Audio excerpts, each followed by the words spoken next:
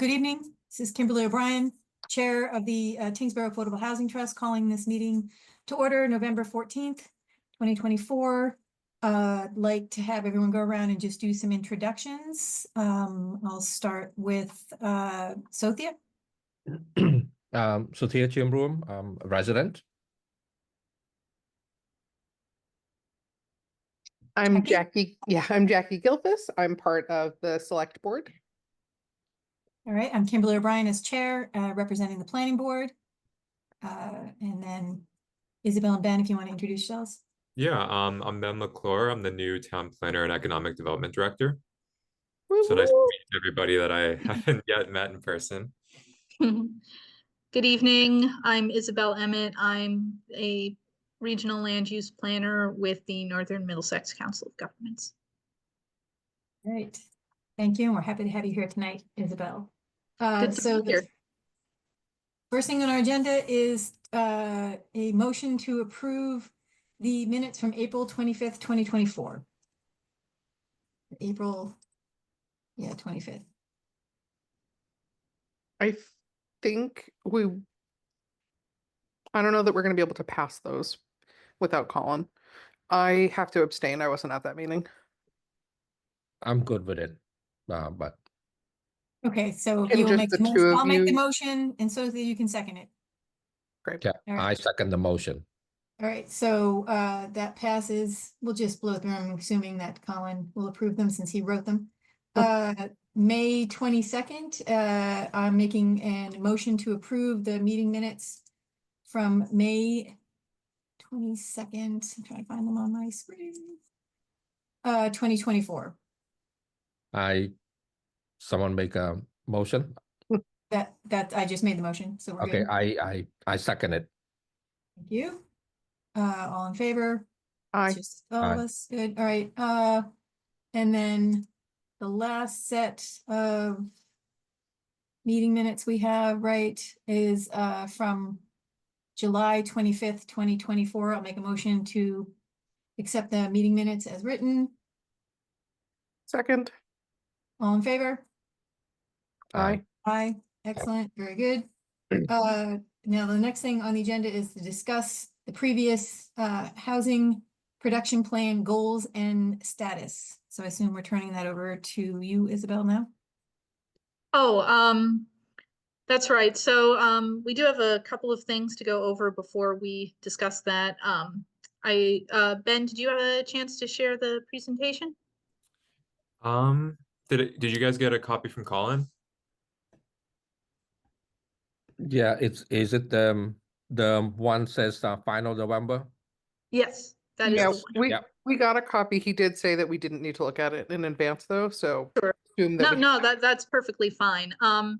So before we get to the goals, I just wanted to clarify the order of operations. First, we will be presenting some of the trends that we've found, as well as some key findings, and then we would be discussing goals and strategies towards the end. So I just wanted to clarify that for the good of the order. I hope that's okay and we're not getting in the way of anything, but we just wanted to be able to provide that initial context. So before we get into that, I just wanted to let everyone know that we do have a very preliminary draft of the comprehensive needs assessment for the HPP ready.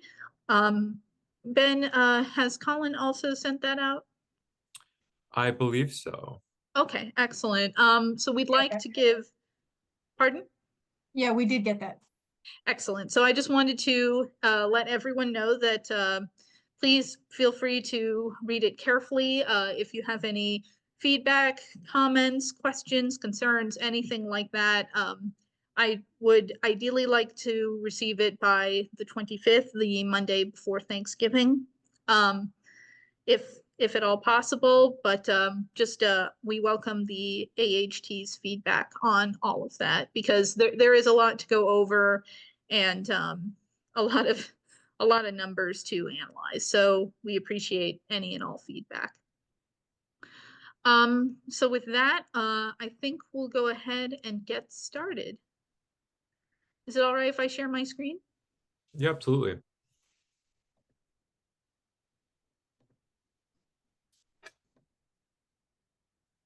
All right.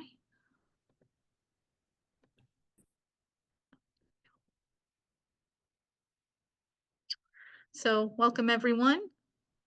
Oh, oh, I'm sorry. I didn't realize it said select board meeting, but it is for the AHT. Sorry about that.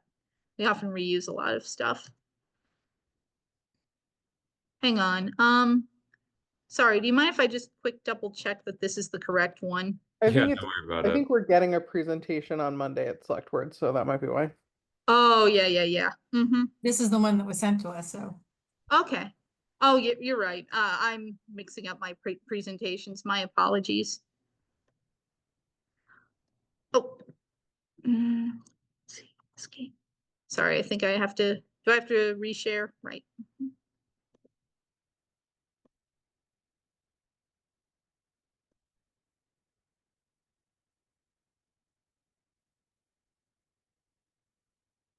So just for everyone's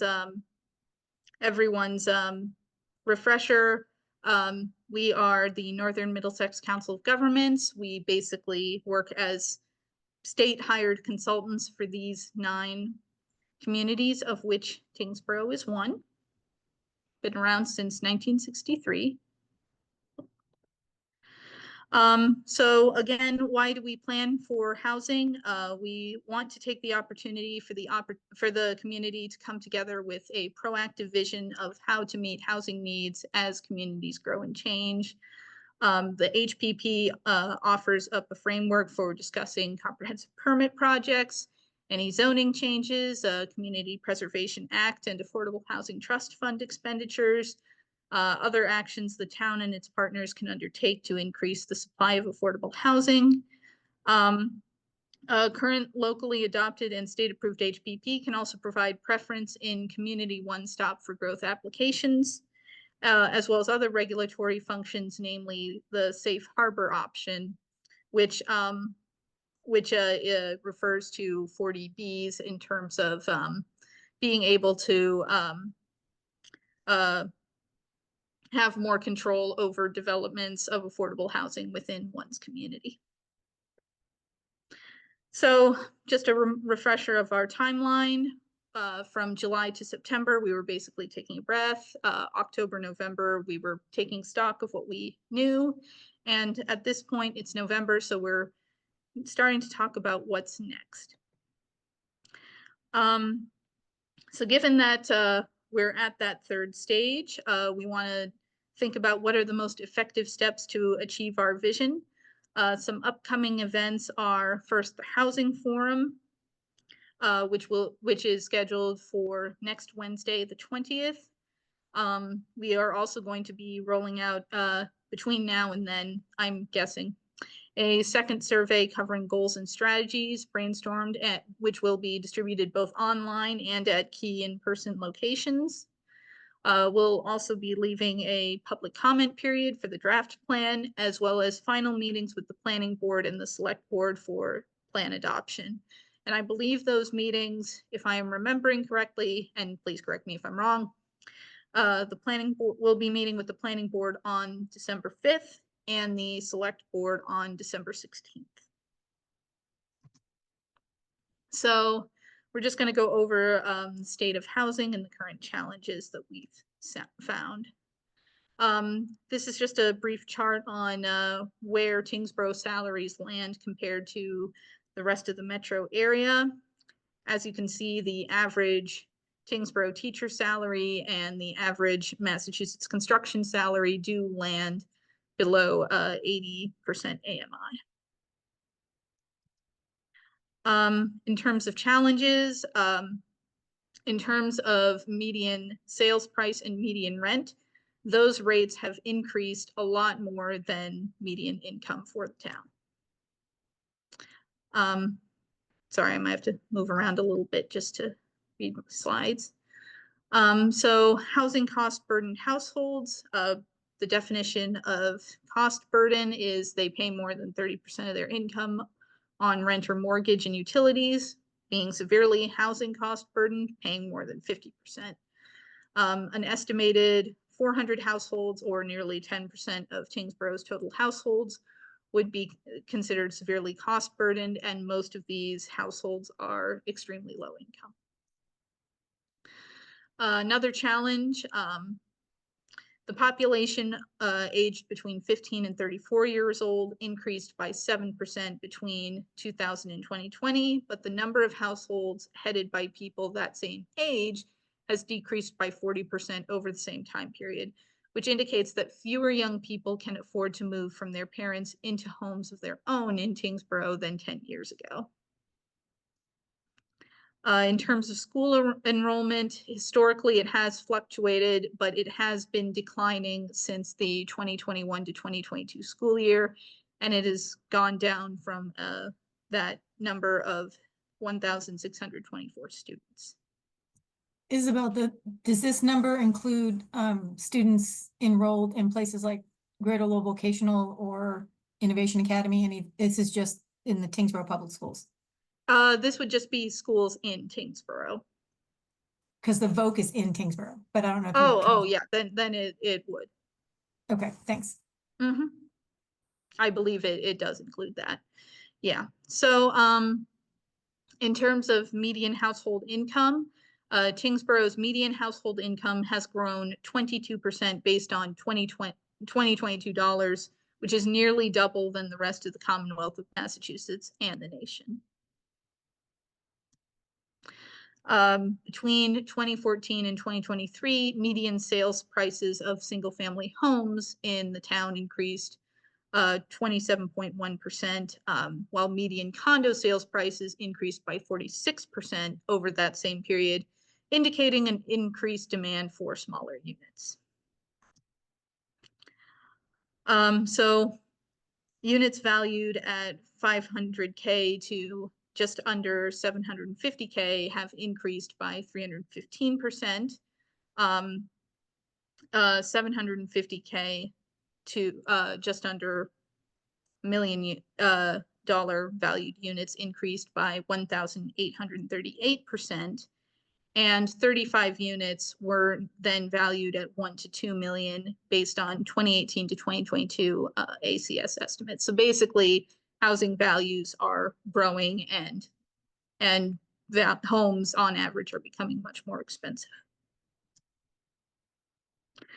So so units renting for 2,000 to just under 2,500 have increased by 44%, and 52 units costing between $2,500 and $3,000 have been added. So rental costs have also been going up over time.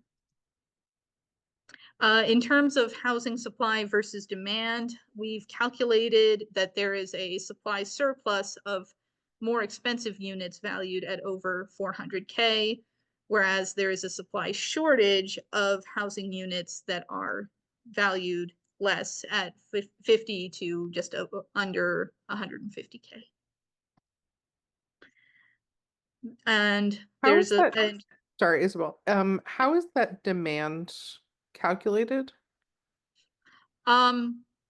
So it's actually a calculation that Chris came up with for everybody to use. I can definitely revisit how it exactly works, and I can share it with you later. Great, yep. Mm-hmm. Yeah, it's one of those things that we did it so long ago, it's hard to remember exactly how it worked, but it's a standard calculation that we use. In terms of rental supply versus demand, there is a supply shortage of 286 rental units with rates $600 to $1,250, while there's a surplus of this exact same number renting for $1,250 to $2,500. But the supply— What an easy thing to solve. Pardon? What an easy thing to solve if they would just Oh, drop yes. the price of rent. Mm-hmm. Yep. And Yeah. the supply of units renting for 2,500 or more is 34 units short relative to demand. In terms of zoning restrictions, based on our calculations, single-family residential development takes up 3,234 parcels out of the town's 4,146, meaning that over 3/4 of the town's land is reserved for, is zoned single-family exclusively. Whereas a total of 177 parcels covers mixed use and multifamily zoning, which only accounts for 4.2% of the town's land area. So these were just a few of the comments that we found, came across at our first survey round. In terms of challenges, many people are saying people are having trouble being able to afford to live on their own, needing more tenants. A lot of people feel stuck in their housing since the rent keeps going up. A lot of people have described being on a wait list for housing for years and years and years. Other things that we've heard, entry-level housing opportunities are extremely limited for young adults and their families. We're talking 20 to 30 age range. A lot of people are worried that young married couples simply can't afford to live in Tingsboro. And just there's just not enough modest housing. Someone here at the bottom says too many mansions filled with high income taxpayers. And a few of these are direct quotes from that survey. However, there are a few opportunities worth discussing. First of all, in terms of the subsidized housing inventory goal, when looking at the goal of having 10% of 2020 Tingsboro's 2020 amount of housing based on the census, there were a total of 4,622 year-round housing units. So the SHI goal was 462 units. Currently, you're at 476, meaning that you have 10.3% of total 2020 units. So right now, you're currently meeting the SHI goal. 4 more units from the Toll Brothers development are also going to be added in the next few months. So that would bring it up to 480 units. So still above your goal. So pat yourselves on the back for that. A couple more opportunities, the MBTA communities districts. 2 of the sub-districts are likely to see housing development between short to long term. This would be the Northwest Middlesex Road sub-district and the Pheasant Lane Mall parking area sub-district. There is also the new state law on accessory dwelling units starting February 2nd, 2025. Changes to MGL 40A Section 3 take effect. ADUs will then now be allowed by right in single-family zoning districts. Also inclusionary, something to watch for in terms of the inclusionary housing law. Payment in lieu of housing is no longer allowed as an option to fulfill the inclusionary housing requirement.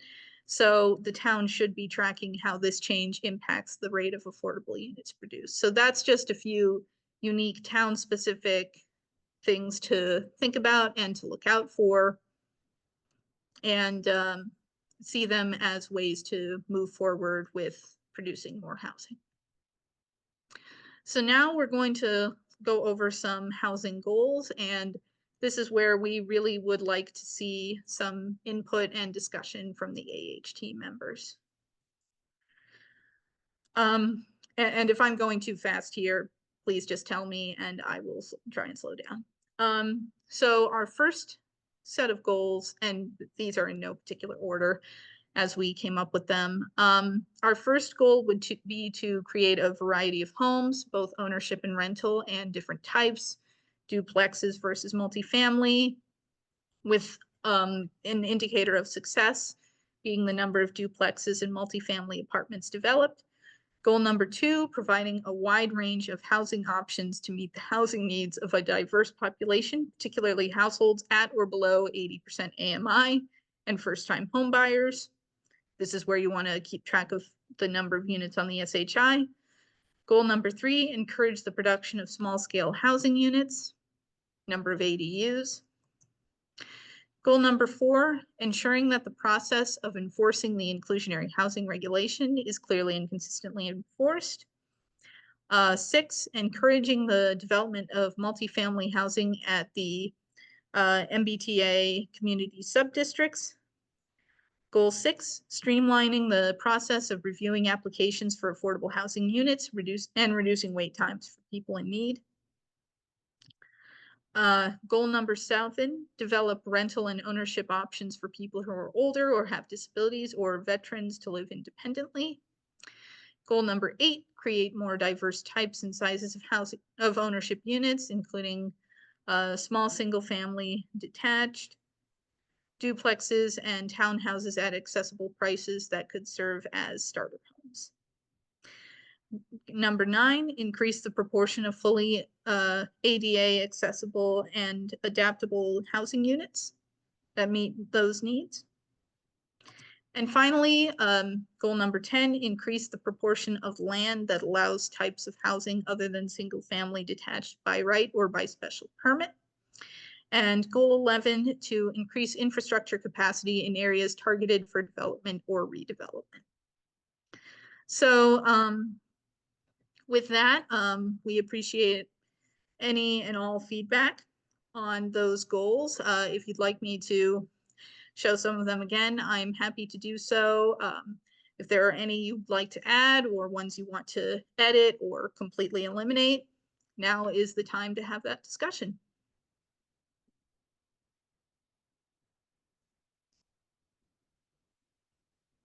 Isabel, if you wouldn't mind just sharing your screen again and looking at those goals, and then we can maybe. Sure. Just start from the beginning. Yeah. Okay, I'll just get back to that slide.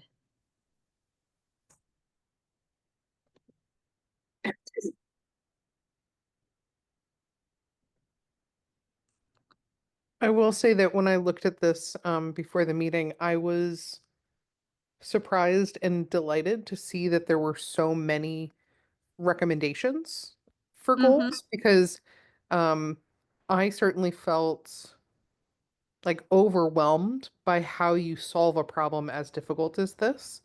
And so to see that there were goals identified, I thought, oh, this feels really tangible, and many of these things I think we can pursue. So thank you for that. Thank you for all your work on this.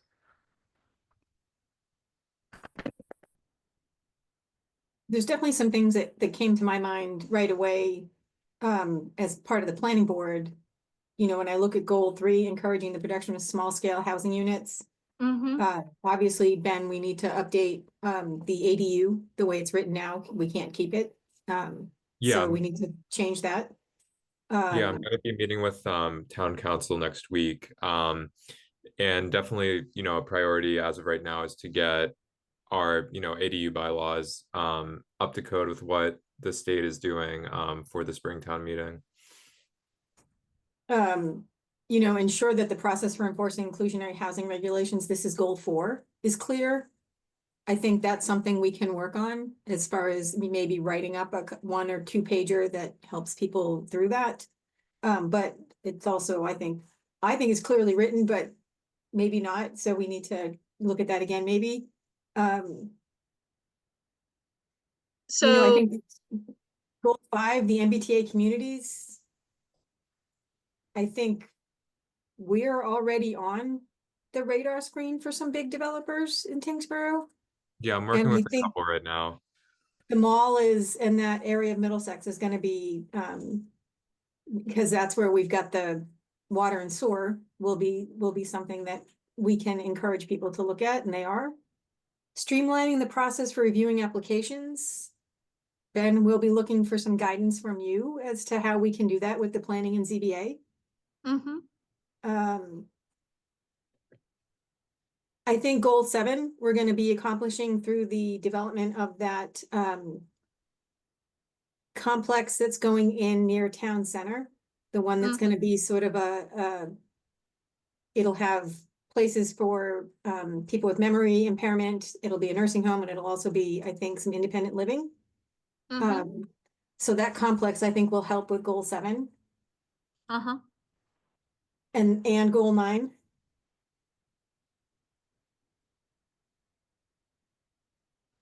I'd love some guidance that you've seen, Isabel, in other places for goal 8.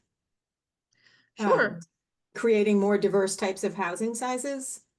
Mhm. Because I think, you know, what we get when people come in here, which was mentioned, is they're really looking to build, you know, 2,000-3,000 square foot McMansion like properties because they're able to sell them for a lot of money here. Mhm. So how do we encourage somebody to do, you know, should we be looking at density bonuses? Should we be looking at ways to get around some of our other zoning if we allow someone to build smaller detached or duplexes, townhouses kind of thing? What incentives can we use? I'm so glad that you raised that, Kim, because I was thinking the same thing that like, how the heck do you incentivize people making less money off of development? But I think having some sort of development or bonus or whatever that looks like, is probably the angle that we'd have to take because you're right. I mean, if there's land, they're gonna build a giant house on it.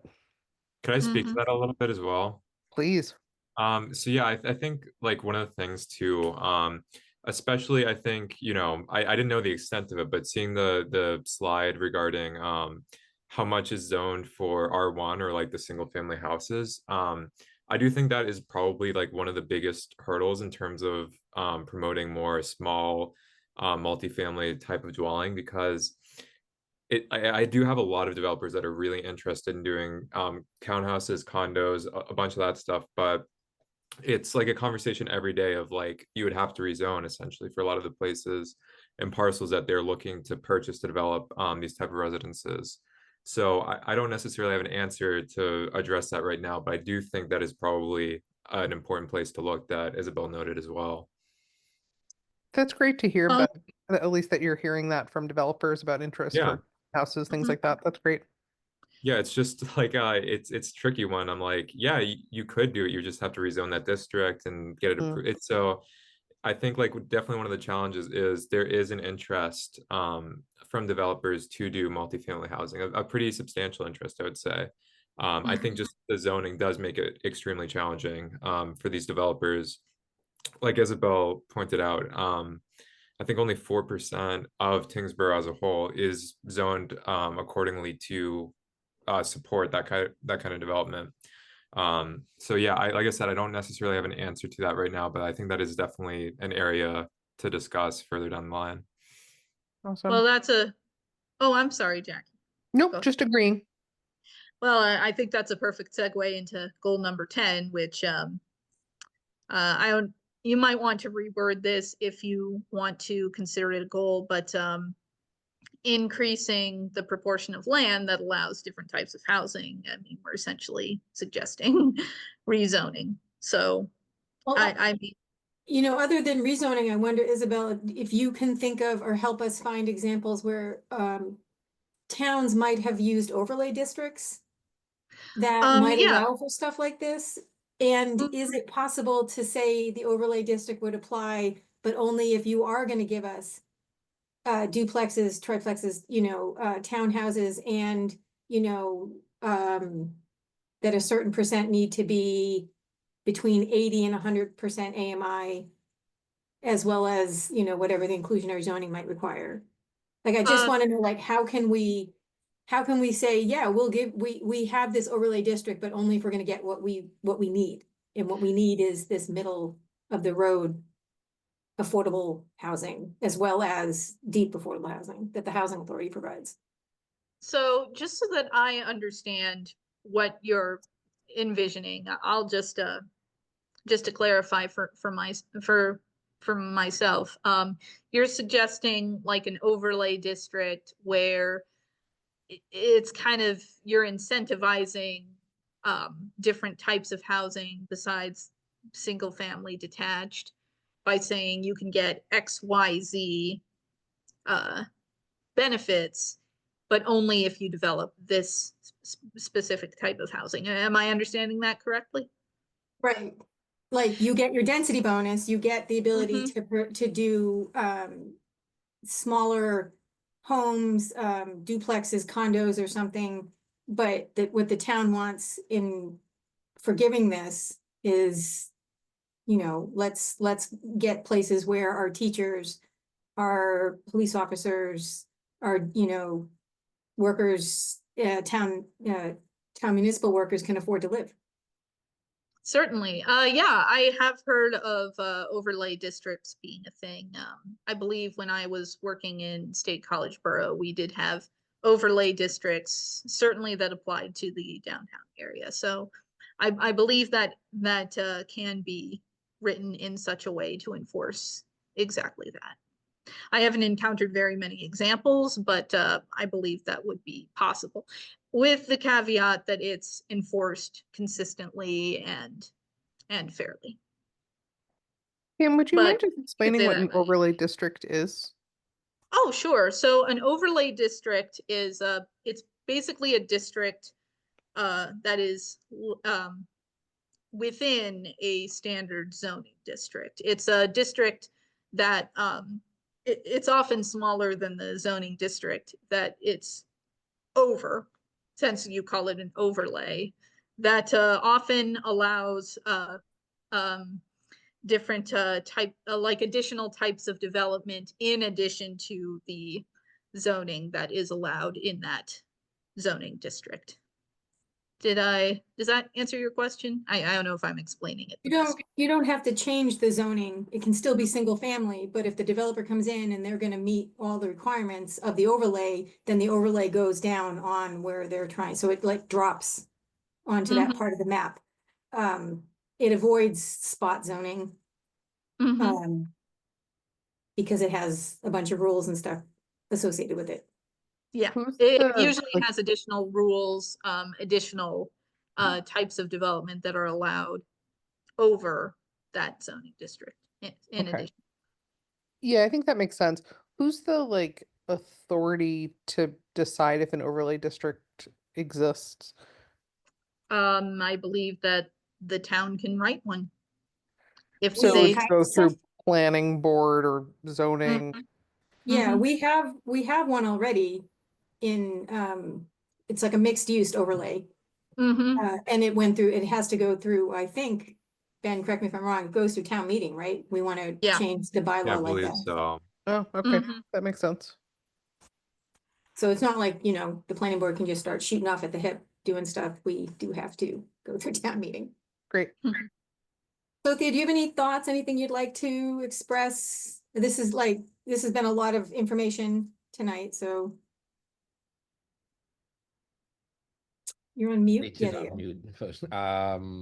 So I'm hearing that there's a lot of young people lives in the household because they can't afford to either rent on their own or buy a home. So in addition to all the stuff we're talking about, I'm just wondering, are we looking at or considering housing that can accommodate such a need by I of by way of obviously the affordable units and stuff like that, but by way of looking at, you know, more of the either the ADU or more of the um larger number of bedrooms.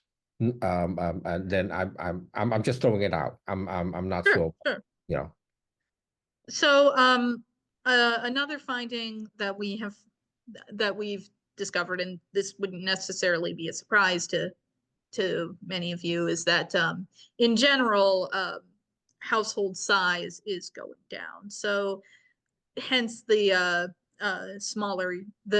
increased demand for smaller units, because if you have a smaller family, you don't need as many bedrooms. That said, what we are trying to address with being able to accommodate the needs of younger households or people in their 20s or 30s who want to looking to start their household and lead a household of their own. We are that's the purpose of the goal number 8, the starter homes. Well, what about the intergenerational household? Because I think, I may be wrong, but I think I'm seeing that because that's part of the saving the money, right? You have the grandparents, you have a family of 2, 3, 4, 5, and then or maybe a grandchildren, but living cross generation between 2 to 3 generations at least.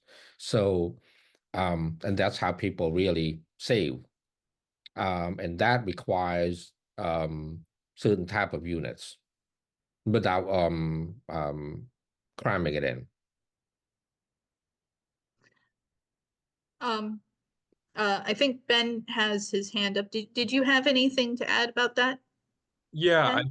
think as the state has been kind of priming up their legislature for the ADUs, I've been attending seminars and doing a lot of research to educate myself more on what they're looking for and laws and stuff like that. And I think honestly, like one of the takeaways I've got from the research and like attending these seminars is like how kind of diverse ADUs can be as a housing unit. And I think part of the problem too is I think there's almost like a stigma around ADUs in a way where it's almost looked at as like living in your mom's basement or something like that. But one of the opportunities I've gotten to kind of see through research is there's a lot of really cool companies doing a lot of really interesting stuff with ADUs. And for fairly cheap too. There's one of the people that attended a seminar I went to, they specialize in like detached ADUs. And it's like a 1,300 square foot house, basically. It's really nice. And they go from anywhere from 100K to 400K, which I mean, in this market, 400K for a 1,300 square foot house basically isn't honestly horrible. So I think honestly, like a good thing to do would possibly kind of do stuff to inform the public about ADUs as a viable option, and that there are interesting things being done in that market as well. Yeah, so I think you bring up a really great point. I think that I sat through a presentation about the 2024 Greater Boston Housing Report Card, and they talked about how the population in Greater Boston has really been decreasing, but it's been buoyed a little bit by immigration. And a lot of immigrant households tend to be intergenerational and also might have sort of larger family sizes. So that's a really interesting point as far as, what do we want to encourage here in town? Thanks for bringing that up. Yeah, that's a really good point. I hope Ben managed to answer your question better than I was. Did you have any other thoughts? Only that, maybe Ben, I'd love to talk with you about maybe what the next planning board agenda could look like, that we could start talking about some of these things at the meetings and bringing them up.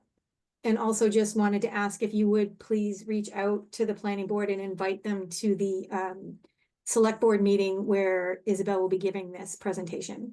The meeting on the 20th or the select, sorry, Isabel, are you referring to like the meeting on the Wednesday at 2 p.m.? No, are you presenting this to the he's select board? referring to the select board meeting on December 16th. Okay, So okay, gotcha. Are you presenting this to the planning board then, you said on the 5th? On the 5th and the select board on the 16th. Okay, so maybe then we'll get it on the 5th. We don't Yeah. have to come. Okay. Okay, and I'll double check my notes because I thought that it was this coming Monday's meeting. But if you're planning a month out, then that's Sorry better. about that. It was one of those things where I think when Colin and I spoke, it was like, okay, we have this stuff in November and this stuff in December. Let's get it all on the calendar all at once. So that might be the source of the confusion. Just to clarify, so is that okay if the 5th for the planning board, like is that sufficient for like what you were looking for in terms of the planning board's involvement? Yes, thanks. Okay, perfect. So I guess our next the next thing we would be looking at would be strategies. In terms of goals, were there any that you wanted to edit, any that you wanted to expand or refine or combine into one? I know that some of them are kind of touch on similar subjects, or any that you think should be eliminated, just so that we finalize our list.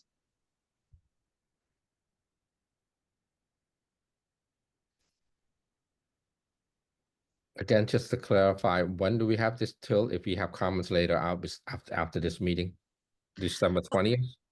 Or did they got the wrong? Oh, so are you talking about comments on the current comprehensive needs assessment? And this.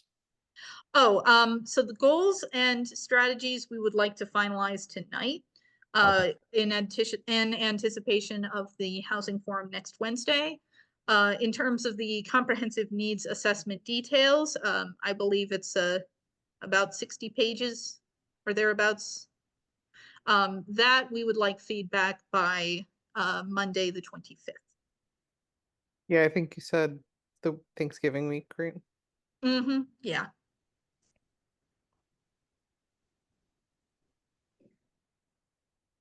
Do we know how many goals there were on the last housing production plan? I believe I would have to double check that, but I think it was I'm trying to look back at the list that we went over. I want to say it was between 12 and 15-ish.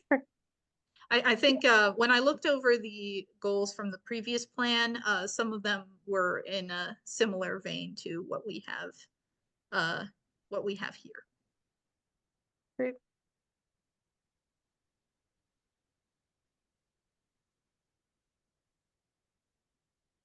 These feel like the right goals. It feels like the right number.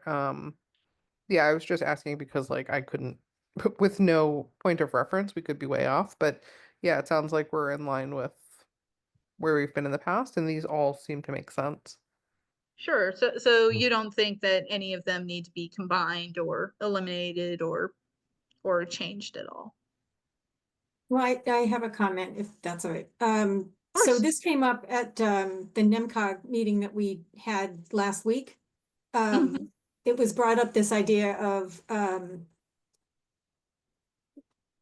when we have things that go in like the Toll Brothers housing that's also near the river, that Mhm. we make sure that any housing, especially multifamily housing or subdivisions and you know, things that we're doing now where we're, you know, someone isn't coming in and just building 2 houses at once, that we Mhm. do take into account any impact on you know, rivers, waterways, wetlands, and making sure that boards are provided, I think, good guidance on how to make sure that we mitigate any negative impacts on what we have now for cleaner waterways up here.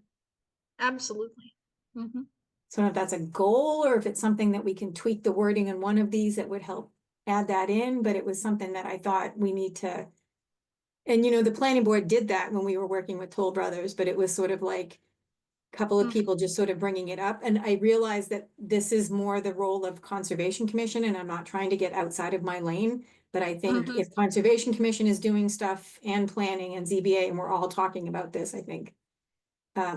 And maybe providing some sort of guidance to any developer coming in, then that this is something that they're gonna need to consider when wanting to develop in Tingsboro.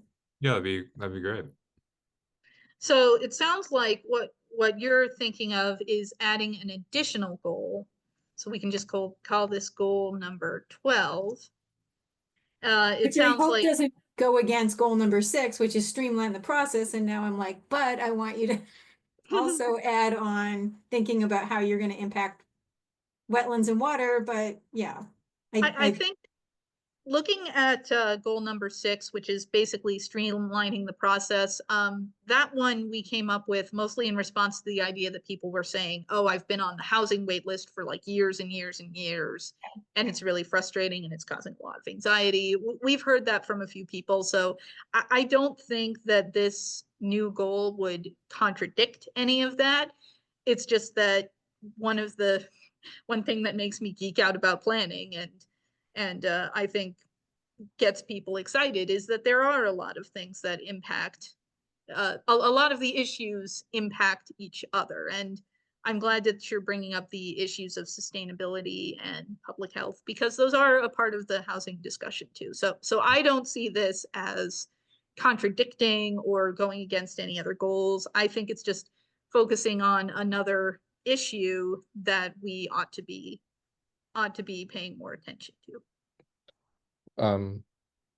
Relating to that, it brought back a situation some years ago I heard about in a different town, was that when these developer that the either the property is abutting like the river, and we need to think about to ensure that they are not taking over, and again, I'm just throwing that over where there's no longer public access. Mm-hmm. Understand what I'm trying to say? So you want to make sure that it doesn't interfere, that Right, housing does because not it's almost interfere like, with- okay, now I'm building the house near the water. And for somehow, and I build it in a way so that now I'm taking, even though it may not be my property technically, but I'm preventing everybody else to go through that because I want my space, I want my view, I want my whatever I want. Oh, sure. So that's what I'm trying to say. Oh, sure. And So that making, goes into supporting, if we have that, something like it goes to supporting the conservation, supporting to make sure that environmentally, whatever that is. mhm. So just so that we have put this idea into words, goal 12 could be something along the lines of um, ensure that future housing development does not interfere with sorry, what was your With public access? with, oh, so you were both thinking of the public access aspect. I think it's Sophia's adding on. It would be public Right. access to waterways as well as mitigating any harmful impacts on waterways and wetlands and, Mhm. vernal ponds and whatnot. Or forgive me, Kim, what was your wording again? It was waterways, wetlands. I think waterways and wetlands for now. I think that's. I mean, the more we learn about the way everything's connected, the more you realize like those vernal ponds are actually really important, but I think if we just put wetlands, that might be okay. I think that's where we have more of the ability to actually enforce things. Okay, so goal 12 would be ensure that future housing development does not interfere with public access to waterways and wetlands. It does not also- interfere in that also developers mitigate. I guess maybe somebody who's good at wordsmithing maybe, but I'm just mitigate, to the greatest extent possible harmful impacts on waterways and wetlands. Yeah, like the ecological damage or Mhm. something like that. Yeah. Right.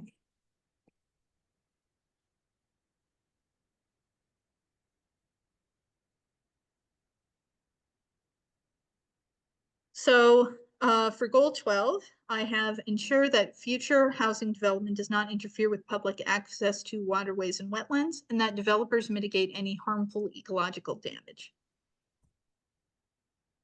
Okay.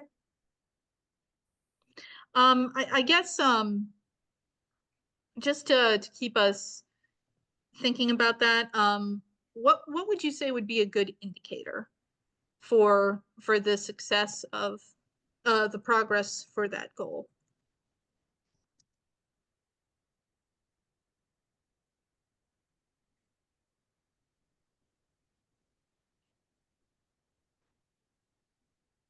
Is this something that we keep an inventory of? Like, do we know which wetlands are in town? I'd be happy to talk to Emily about this and meet with her and see if there's like a benchmark or a type of percentage or something that we can use as a benchmark to reference for this. Yeah, that's kind of what I'm thinking, is like a way to keep track.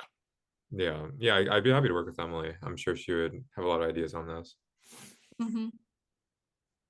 So maybe a simple indicator, at least for now, would be um um uh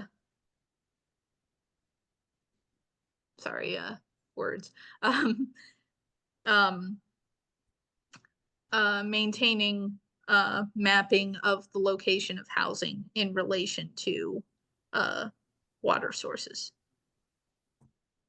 Yeah, I don't know if this is an indicator, but I'm also thinking like the number of conditions applied to future development by town boards that include protection for waterways. Like I'm thinking, like when we did the Toll Brothers one, we asked them to not use this, like fertilizers that might run into the Merrimack. And they Mhm. agreed to that as part of one of the conditions on their special permit. So, but I So don't know if that's an maybe indicator or like, yeah. maybe we make a plan to work with conservation to come up with like best practices or guidelines for developers that they can then use when they're considering ecological impact. Well, that may not necessarily be a great indicator. Whoop. Good idea, though. However, the next part of our discussion is going to be strategies. Oh, great.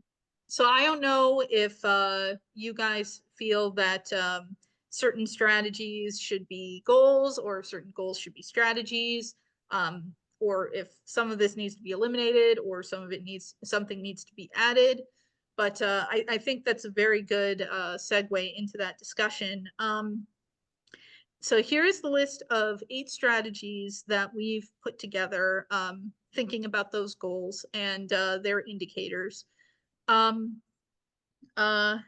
I'll go ahead and read them out quickly. First, amending the zoning bylaw to allow for more types of housing, especially in the R1 district. Amending the zoning to allow for higher density residential development in all residential zoning districts. Amending the zoning bylaw to incorporate section 7 and 8 of the Zoning Act of the Commonwealth of Massachusetts to allow those ADUs. Promote the production of single family attached units, duplexes, triplexes, quadruplexes, apartments, just any other forms of housing besides single family detached. Provide proactive guidance to housing developers on inclusionary housing policy. Promote and incentivize the development of ADA accessible housing units. Maintaining the SHI list, keeping accurate records of everything, and coordinating with the Tingsboro Housing Authority to maintain current properties and potentially expand their inventory. So that's just an initial 8. It sounds like we'd be interested in adding a 9th, but if there are others that you would like to add or things you think are more of a goal than a strategy, this is the time for all that feedback.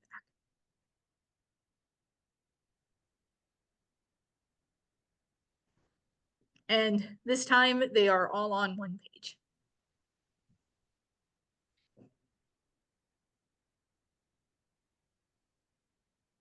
So I think when we talked a little bit about the idea of, you know, overlay districts and some of the other incentive zoning, that would fall under strategy number 1. But I think maybe adding a strategy, as Jackie had just suggested, which is coordinate between ZBA, planning board, the boards, and, because I know select board gets involved in some special permits, and Conservation Commission for any project that could impact streams, rivers, wetlands. Yeah, I think that's key.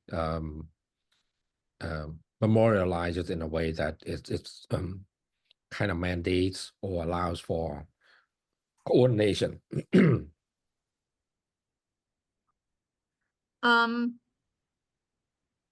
So for number 3, I have coordinate between the boards and the Conservation Commission for any projects that impact streams, rivers, and wetlands. That's good. Are there, great, are there any others? Jackie, do you think that copy captured what you were suggesting? Yeah, I think it's like high level enough that however that actually manifests will work. Okay. Mm-hmm. I love the idea of maybe approaching and getting them to sort of write up some guidance that a developer could have right from the get-go. Yeah. And then also adding that coordination, which I will say I've seen more coordination between the boards over the last few years, which I love, and I think, you know, increasing that when it comes to conservation work would be a great addition to what we were already doing. So Yeah, I agree. So here's a question. Yes. Kind of take off of this coordination point. And I'm speaking from not knowing. And who takes priority when it comes to new developments? Now, here's where I'm coming from. Should we, or maybe don't, or at least suggest that with the other board, they should have coordination language also into what they're doing, so that if it comes through them, they need to push it out to us or push out to the other board, so that from the beginning, there's these coordinations. So it's not like, okay, halfway through or some way through the process now, oh, wait, we just saw what with the AHT is, and then we need to coordination. Does that make sense? So you're asking about like It's like should the- streamlining, in essence, streamlining. So it's not like we want to fix one board or updates on one board in terms of strategy that need to coincide or in alignment with the other one, so that it's not conflicting or it's not missing. It's late in the evening, so I'm sorry. No, that's all right. That this is Been a long great day. discussion. Not a problem at all. This is great. I mean, in terms of in practice, it sounds like the streamlining is a good idea. Are you suggesting that instead of the word coordinate, we change it to streamline? Not necessarily. Mhm. I just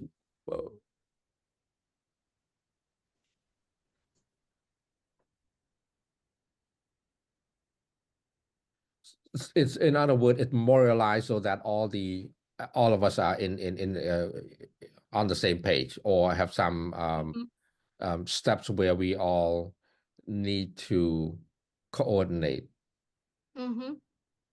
if I make sense. Sure. I mean, I think, personally, I'm as a regional planner, I am all for having those connections. I think in terms of increasing that in practice, Ben, maybe you have some more insight into that in terms of like what could be done at the town level. Yeah, I mean, no, it's definitely a good point. I think, Mhm. oftentimes different departments are kind of looped into different developments at different phases of development. Mhm. So yeah, it's honestly that is something that from the start I've kind of had in my head as to what you can do. Um, short-term fixes is to maybe develop, and this is something I've done with my department personally, just so like me and my assistant can be on the same page. But I basically created a Google Drive with like all the active developments, and anytime there is activity, I will update that document, so both me and her can be on the same page. So I guess like a short-term fix could be we have like a department-wide document or table that shows each development and which role each department is playing in that particular development. So nobody has to ask questions or search for things, and as soon as something comes up, it's entered in there, and we can all be aware of the role we're playing in that. So just in terms of like communication, like having a shared drive or document could be it's been beneficial to me personally, so that could be something. But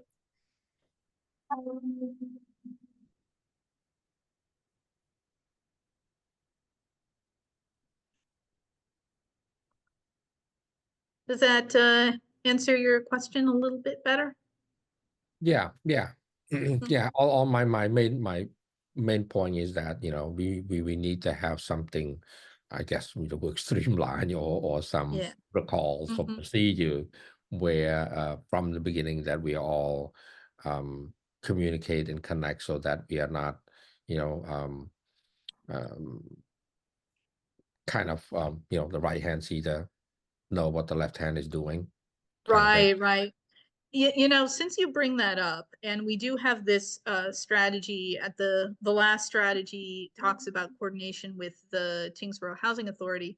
Do we want to, I was thinking, and this is just a suggestion given current discussion, so I'm not trying to like step on any toes or overstep bounds, but maybe add something about coordinate with the Tingsboro Housing Authority and other local boards to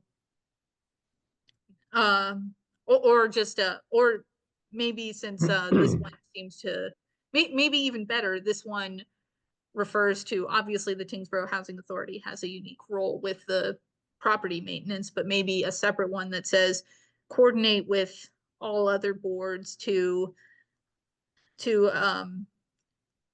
better understand new developments and their potential impacts. yeah, I think that'd be great. Okay.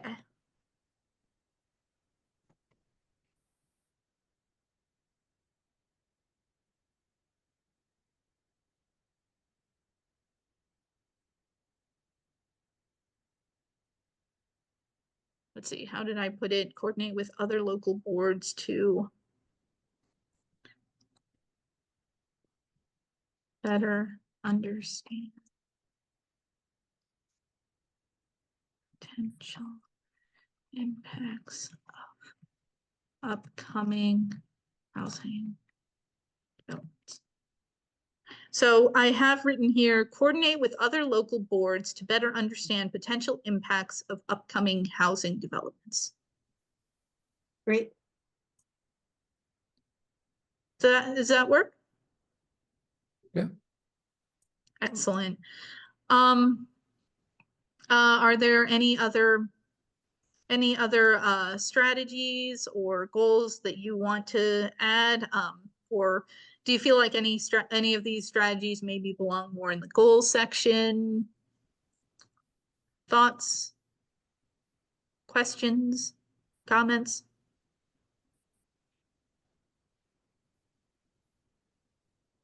I think to your question earlier, Sotia, I think that in terms of who benefits from new housing, I mean, I think there's kind of two parts of it. There's the vision part, what you'd like to see, and then what realistically happens. So it's always a fascinating question. I think it looks good. Jackie, Excellent. any other final thoughts, or not final, I guess? No, I think this looks great. So we're looking at 12 overall goals and 10 strategies. The last piece of it is the development sites. In each HPP, we identify at least a few potential sites for future housing development.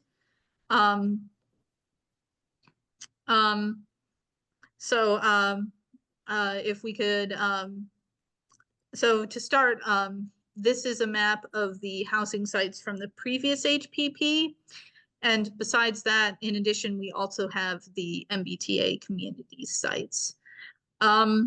So we would just like your input in terms of which sites you think should be prioritized, what criteria you think are most important for housing location, and just give us some direction as to which sites you'd like us to really promote and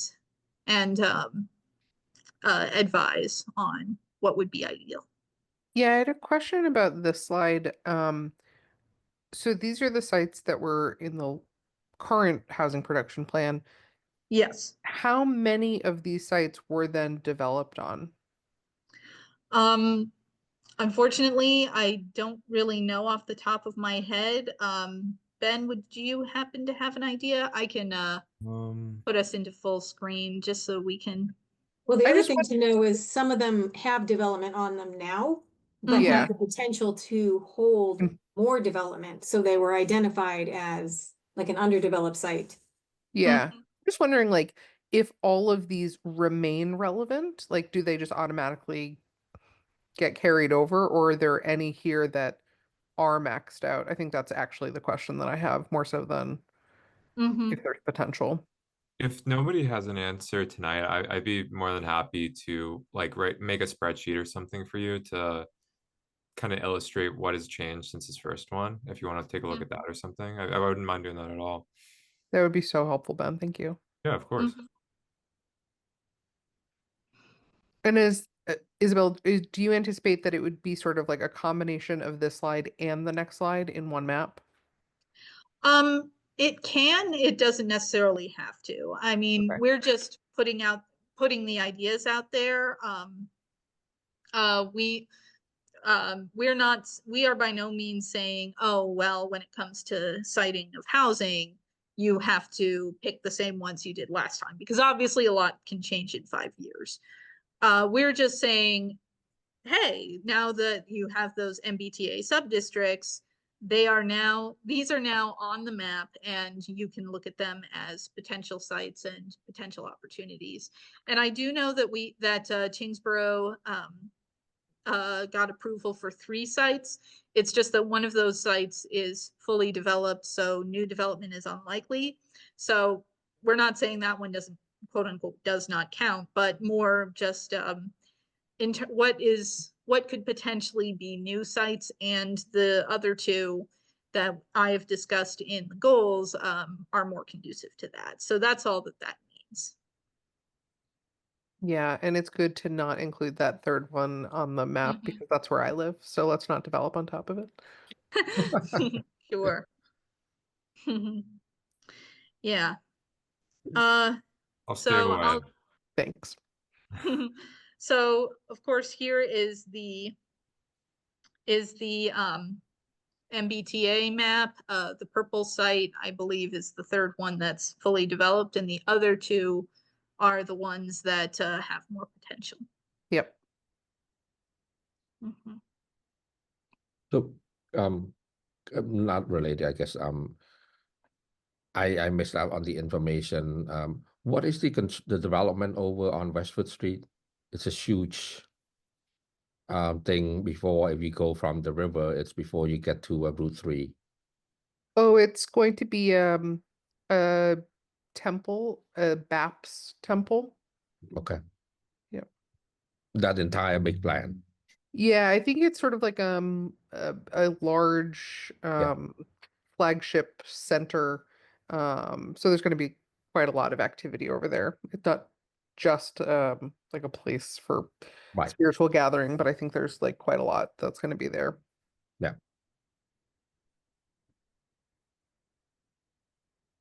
Mhm. Okay. Any other questions or comments on housing siting?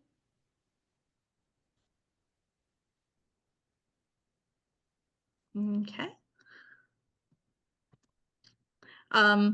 I guess we're kind of wrapping up. So in terms of next steps, like I said, we'll be having the housing forum next Wednesday from 2 to 3:30 p.m. at the Center for Active Living. We'd happily see any and all of you there. There are also the board meetings scheduled in December 5th for the planning board and December 16th for the select board. And the survey should be coming out hopefully in the next week or so. But other than that, once we have everything ready, we'll be opening it up for public comment before it is passed. Any Also- other? I have a call set up with one of the property managers to talk about rental stuff. So Oh, I awesome. don't really anticipate that that's going to change anything that we're proposing, but just Sure. add a little bit more color to the conversation, I think. That's awesome. Thank you, Jackie. Absolutely. Do you have that scheduled yet? No, we're trying to coordinate. I think Okay. probably next Tuesday. Okay. Mm-hmm. Do you Depending want on me my, to try to coordinate with you also, Isabel? um, I would say coordinate with them first. If you can just let me know when you're having it, I'll let you know if I can participate or not. If not, I don't think I'm necessarily absolutely needed, unless you'd like any materials from me, but just let me know if you Perfect. need anything, and if I'm able to make it, I'll certainly participate. Perfect. Yeah, I'll try to make it work around your schedule and make this Mhm. happen. I'm going to be using the questions that you provided me, so if Great. nothing else, Okay. you'll be with me in spirit. Awesome. Thank you, Jackie. And Any other? just want to be clear, what's going to be covered at the meeting on Wednesday? Is this going to be done again at that meeting? This presentation? Yeah, basically it would be public input on a chance for public input on the goals and strategies primarily. And presenting a lot of the data that we've covered today.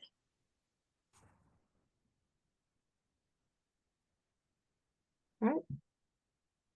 Any other questions? No, thank you very much for this presentation and the great participation from everyone on the call. Appreciate it. Mhm. Yeah, Isabel, I just wanted to say, thank you. Every presentation I go for you is extremely well done and well put together. So I really appreciate you taking the time to do this for us. Thank you. Absolutely. It's a pleasure, always a pleasure to work with you guys. And if any of you have any questions or comments, concerns, or anything you want to talk about, please feel free to send me an email. I'm also happy to do a phone call or a Zoom call, whatever you'd like. Ben, if you could get the updates on those sites together, that would be actually extremely helpful for me too. That'll provide some additional context. And I guess I just want to understand what would be your timeline for that. For sure. Mhm. All right. Well, thank you so much for coming, everybody. Yeah, and I'll look forward to seeing you Wednesday, Isabel.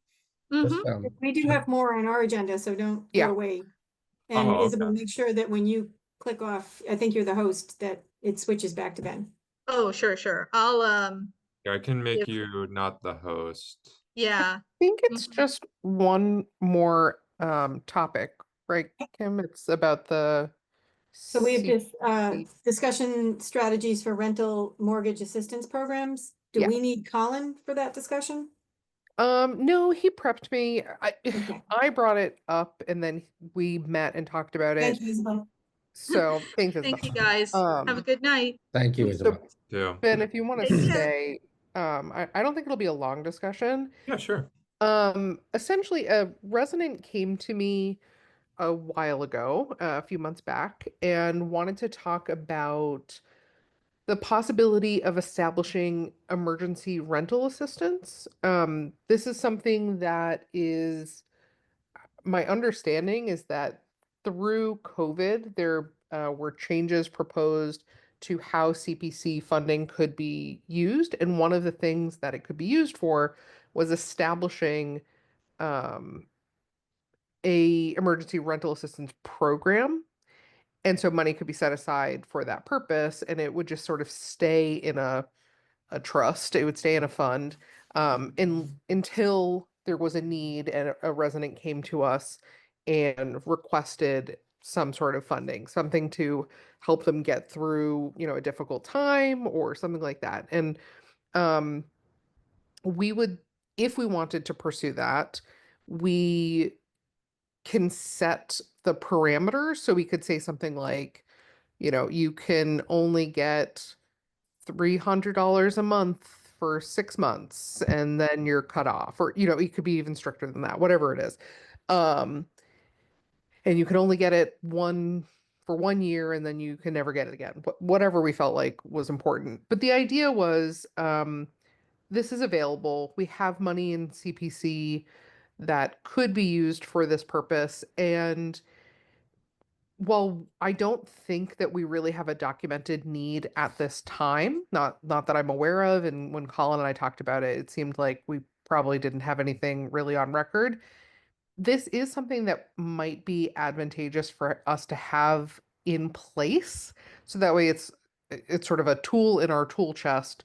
So that way down the road, if something were to come up, we know that there's already money there and we don't need to go through all of the steps to establish something like this.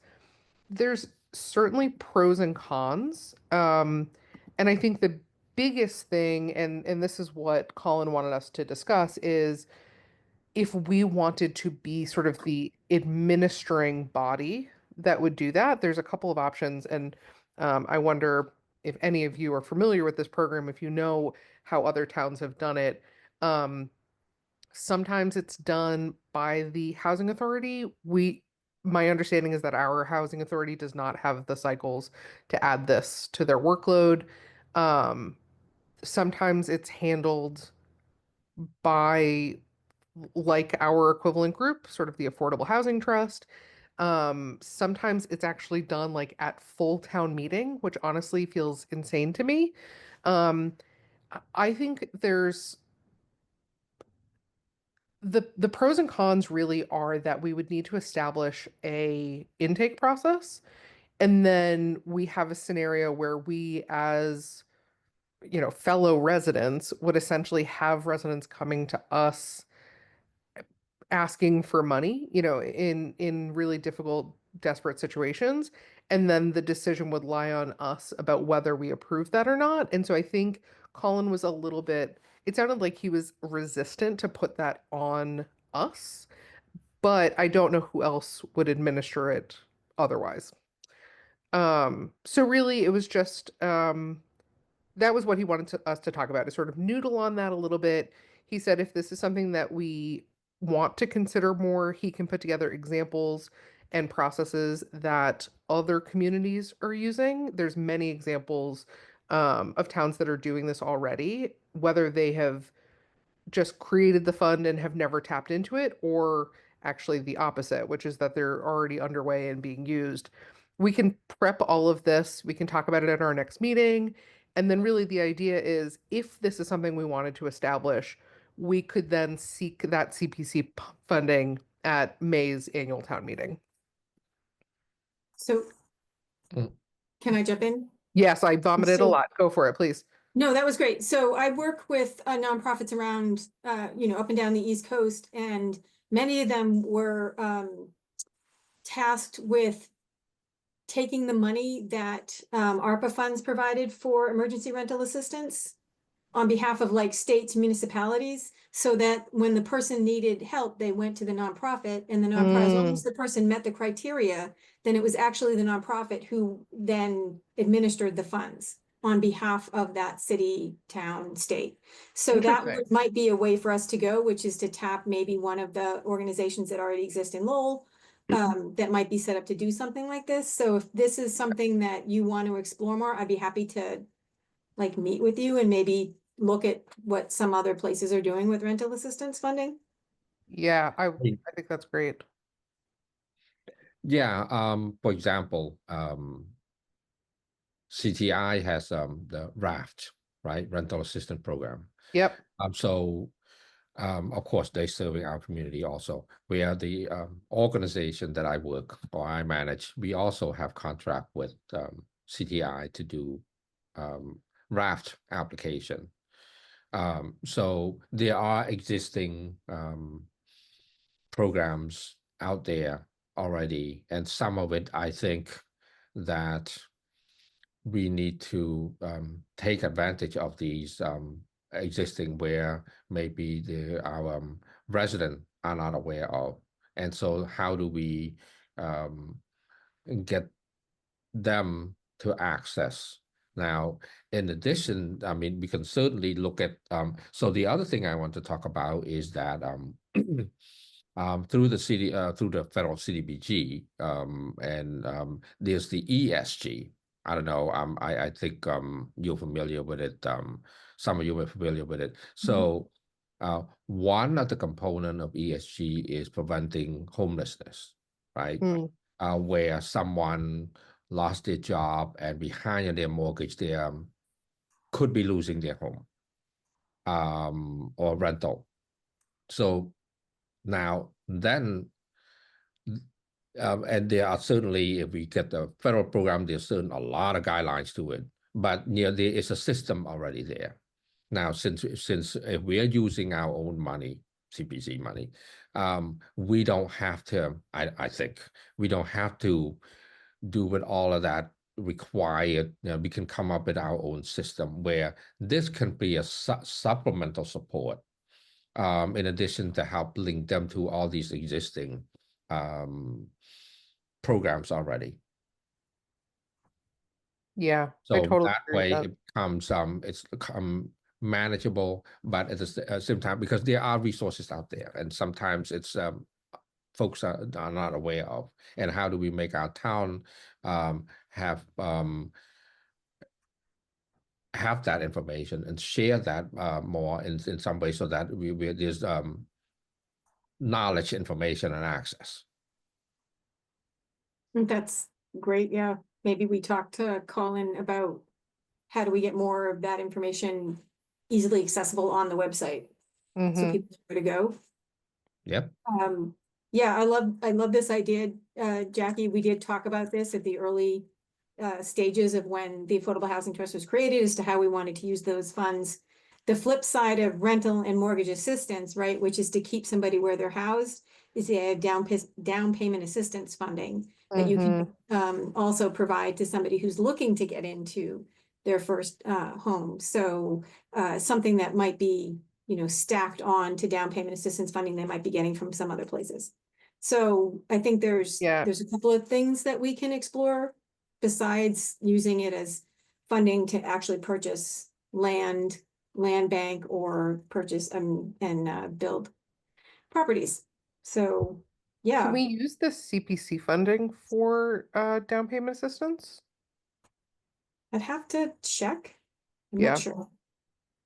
I have like a stack of paper that the resident gave me, but I I think don't we remember. also, Um, doesn't the Affordable Housing Trust have some payment in lieu money that we could use for down payment assistance? I don't, yeah, we need to take a look at our budget, I think, and find out what we have and what we can do with it.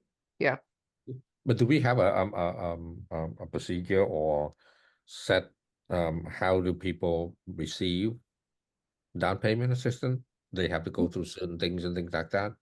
Yeah, we don't have anything set up now, but if we wanted to create that, if we happen to have funding that would allow for that, then yes, we would have to create guidelines for you know, if you fall into these categories, you know, you make this much money, but not too much, and you're a Right, first-time home buyer, not just something else. right. I mean, Mhm. one of the things that, again, connecting with existing thing, right? You know, we have the Merrimack Valley Housing Partnership that my organization also part of. We do first time home buyer training, and part of that is all, you know, we, you know, certainly all different types of folks who go through the training, and then some of them obviously would fall into the category where they may be able to receive some down payment assistance, and that has been a challenge also to have access, so we can have something like where they have go through the process of understanding the whole purchasing and from A to Z about buying home. If they go through that, and then they can get their first time, down payment assistance. So I think that will really, instead of just giving, and we are also, I think, encouraging people, or in this case, required people to go through this process where they really, at the end of the day, it's about benefiting them so that they understand what they're getting into, because it's a huge investment. It's setting people up for success, right? Exactly. It's like you're empowering them. You're not just giving them, it's about giving them the tools, not just giving them the money. So, Exactly. yeah. So it sounds like you're not like totally opposed to this idea. I think that that's what we needed to get out of this part of the conversation is just, you know, are we interested in exploring this more? And I think that we are. You know, potentially it's money on the table, and you know, CPC money is going to get spent somehow, some way. But you know, if we could use it for this purpose, I think that that would be really valuable. And we get to decide how much we want to set aside. You know, we could say we want, we can fund it with $1,000, and that's totally fine. But certainly we'd probably want more than that. And your need, 1,000 is a big deal. Exactly. Yeah. Yeah. Okay, cool. So I'll let Colin know that he should continue to gather some information about how other communities are. Really, I think the administration is the thing, and I think Kim, to your point, I'm looking at my notes and I do see that it is okay to use a nonprofit. So I just wonder, like, if that nonprofit already exists and has the infrastructure to run a program like this, like, can we partner with someone and give them access to do this on our behalf? I think that would be great. Yep. Sweet. All right. Thanks for bringing that up. Yeah. And we'll keep exploring this. Next on the agenda is open forum. Does anybody else have anything else they wanted to bring up? Nope. All right. In that case, thank you very much. This was, I think, you know, very engaging discussion. I really appreciated everyone's contributions. I'll entertain a motion to adjourn. Second, So then, moved. All those in favor? Aye. All right. Thank you.